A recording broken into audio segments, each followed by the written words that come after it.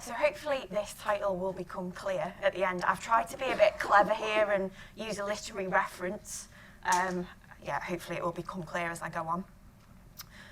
So my name's Laura Blundell, as I said, from the University of Liverpool, and what I'm going to talk about today was a presentation that Rachelle and I did, so I wanted to acknowledge Rachelle as well. So it was a piece of work that we did together for a conference. It's a little bit different, this presentation, in that I'm not talking about lecture capture, I'm not talking about something that I did with students, but it is a use of video that I think our experiences we can now apply to teaching contexts. So basically last year, Rachelle and I put a proposal forward to present at a conference, and this conference was hosted by Auckland University in New Zealand.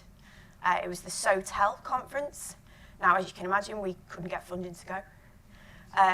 So we proposed basically that we recorded what we wanted to talk about, our session that we would deliver, like I'm doing now, and we Skyped in for questions at the end to sort of engage with participants.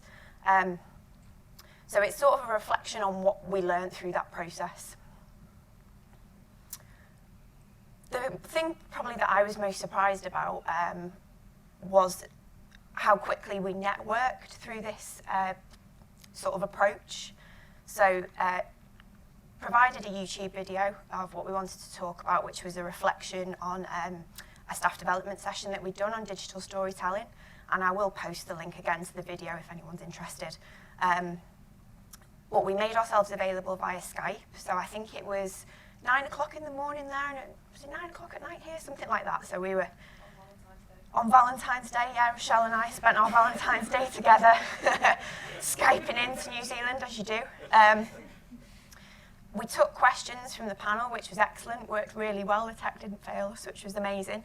And then we made ourselves available on Twitter afterwards, and we got loads of questions, loads of positive response. And because we'd shared the resource that we'd produced, we also got the opportunity to connect with people that weren't even at the conference. So it kind of went much bigger than if you were just attending something, and that was fantastic. So I've got two reflections really. One is about the video process itself, and the other one is about that community that we sort of approached on. So the first with the video. I personally really liked it because we could record it beforehand. So we prepped, we went in a recording room, we edited massively, because when you get the opportunity to make mistakes, you do. It kind of took me out of this environment, which is not my day-to-day. I don't stand up in front of people all that often. So it allowed us to kind of do that bit pre-recorded, share it, have it ready to go, and then just be there for the conversations afterwards, which I think is where I tend to find the most value in conferences. So I really liked that.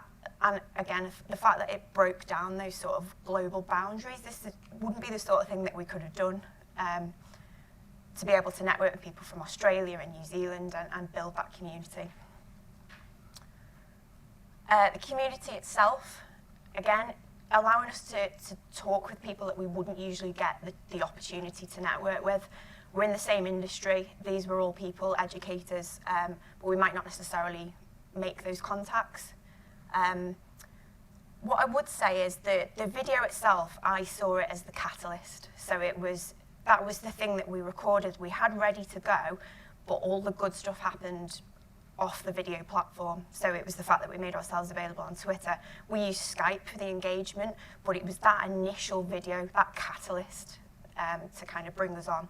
And I think that's a really important thing to remember when you're producing videos for whatever it might be.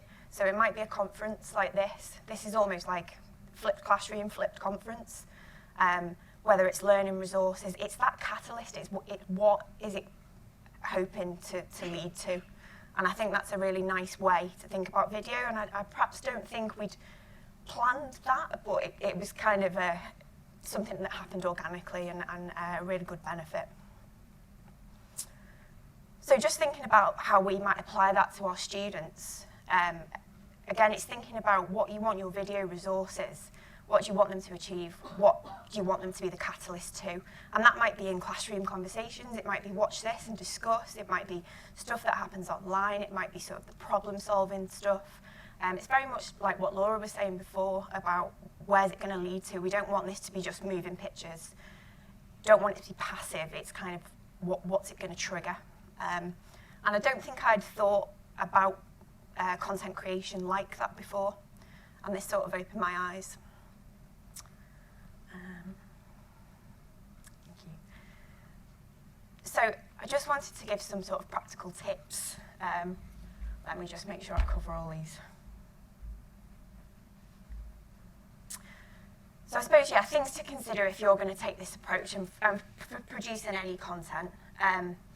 How long do you want the video to be available for? So you've got to think about hosting it. So although we used YouTube, we unlisted it and we shared it via our Twitter pages. It's not sort of publicly searchable, this video, because of the nature of it. Are you going to share it within your institution? Will you go wider with it?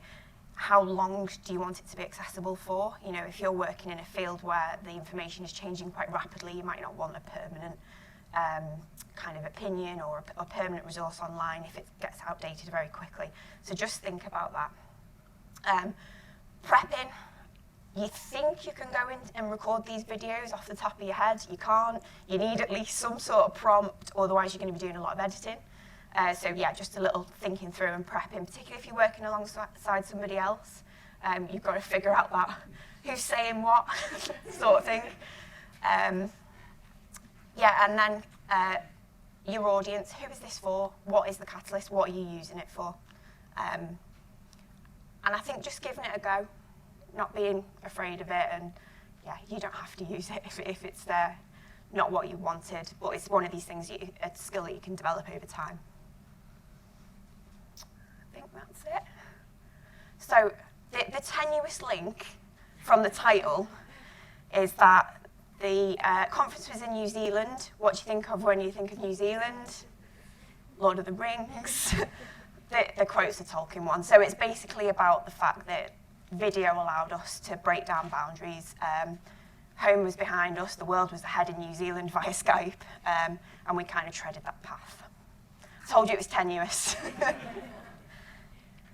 Any questions?